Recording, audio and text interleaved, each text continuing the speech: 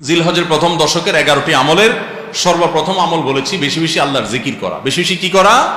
আল্লাহর জিকির করা। এই দিনগুলোতে, নির্দিষ্ট দিনগুলোতে আল্লাহর জিকির করবার নির্দেশ আল্লাহ তাআলা কোরআন কারীমে সূরা তাওবায় করেছেন।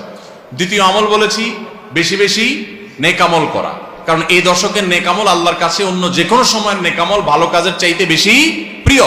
এই দশকের নেক আমল চলতে থাকবে, সেটা জিকির হোক, তেলাওয়াত হোক, দান সাদাকা হোক, নফল রোজা হোক, নফল নামাজ হোক, যত রকমের ইবাদত আছে। এটা ইবাদতের দশক। রমজানে যেরকম ইবাদত করতে থাকি আমরা, এই দশকে এরকম কি চলবে? ইবাদত চলতে থাকবে। 3 নম্বর আমল হলো অন্য যে কোনো সময় আমরা গুনাহ এবং পাপাচার থেকে বাঁচার জন্য যতটা চেষ্টা করি, এই দশকে গুনাহ থেকে বাঁচার চেষ্টাটা হবে অন্য যে কোনো সময় চাইতে অনেক বেশি। কারণ এই দশক মর্যাদাপূর্ণ ইবাদতের জন্য, সেখানে গুনাহ করলে তার দায় এবং তার প্রায়শ্চিত্ত এরকম ভয়াবহ হবে। এই জন্য এই দশকে গুনাহ থেকে বিশেষভাবে বেঁচে থাকার চেষ্টা করা। 4 নম্বর আমল বলেছিলাম যাদের আল্লাহ সামর্থ্য দিয়েছেন তারা হজ করবেন। 5 নম্বর আমল বলেছিলাম যাদের আল্লাহ সামর্থ্য দিয়েছেন তারা কুরবানি করবেন।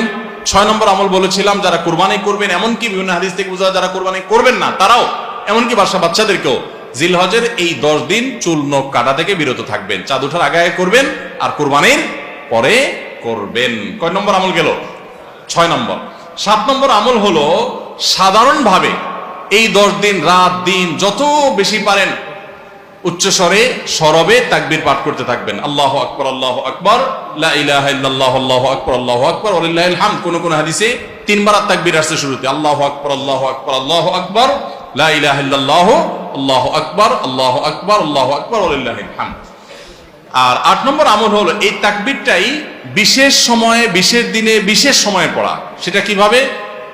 জিলহজ মাসের 9 তারিখ ফজরের পর থেকে নিয়ে জিলহজের 13 তারিখ আসরের নামাজ পর্যন্ত প্রত্যেক নামাজের পরে নারী পুরুষ সবাই এই তাকবীর নামাজের পরে একবার করে পাঠ করা। এটা হলো বিশেষ সময়, তাকবীরে মুকাইয়াদ বলা হয় এটাকে, স্পেশাল। এটা 8 নম্বর আমল। 9 নম্বর আমল হলো জিলহজের 1 থেকে 9 তারিখ পর্যন্ত এই সব দিনগুলোতে নফল রোজা রাখা মুস্তাহাব। 10 নম্বর আমল হলো জিলহজের 9 তারিখ আরাফার দিনে রোজা রাখা আলাদা স্পেশাল সওয়াবের কাজ। 1 বছর আগের এবং 1 বছর অগ্রিম পরের গুনাহ মাফ আল্লাহ তাআলা করে দেন। অর্থাৎ সগীরা ছোট গুনাহ আল্লাহ তাআলা মাফ করে দেন, বড় গুনাহ থেকে তওবা করলে সেগুলো মাফ পাওয়া যাবে। আর 11 নম্বর আমল হলো যে ঈদের দিনে যত সুন্নাহ আছে সব সুন্নাহগুলো সঠিকভাবে পালন করব। আল্লাহ রাব্বুল আলামিন আমাদের সবাইকে জিলহজের এই 10 দিনের ফজিলত এবং মর্যাদা প্রতি মুহূর্তে স্মরণ করার তৌফিক দান করুন।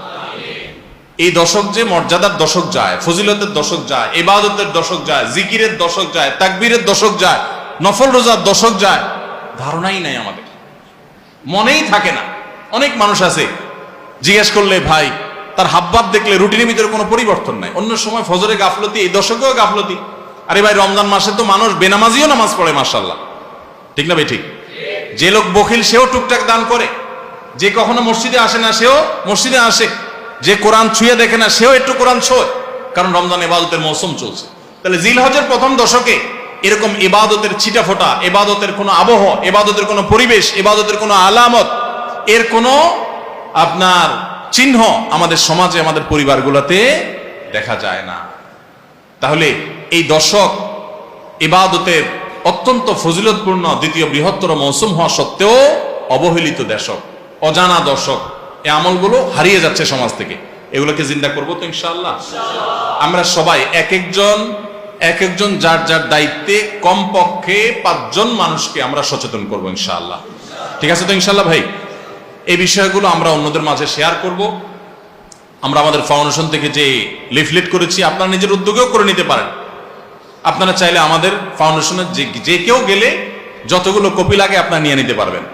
আপনার মসজিদগুলোতে আপনারা বিতরণ করবেন, রাস্তা রাস্তা দোকানে দোকানে হেঁটে হেঁটে মানুষকে হ্যান্ডবিল দিবেন এবং মানুষকে বলবেন ভাই একটু পড়ে দেখবেন এবং আমল করবেন। যদি আমরা এই আমলটা সমাজে চালু করতে পারি আমরা সাকসেস ইনশাআল্লাহ। চেষ্টা করা যাবে তো ইনশাআল্লাহ। প্রত্যেকে যার যার মহল্লায় অলিতে গলিতে তাকবীরের ধ্বনি চালায় রাখবেন এবং তাকবীরের ধ্বনি শুরু করবেন, এবং যুবকরা প্ল্যান করে করে তাকবীর পাঠ করবেন। আবার তাকবীরের নাম দিয়ে মানুষকে ডিস্টার্ব করেন না।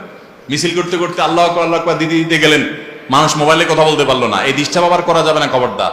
ইসলাম আমাদেরকে ব্যালেন্স শিক্ষা দিয়েছে, কোনো আমল করতে গিয়ে কাউকে কষ্ট দেওয়া যাবে না। সবাই চেষ্টা করবো তো ইনশাআল্লাহ। আল্লাহ তাআলা আমাদের সবাইকে আমলের তৌফিক দান করুন।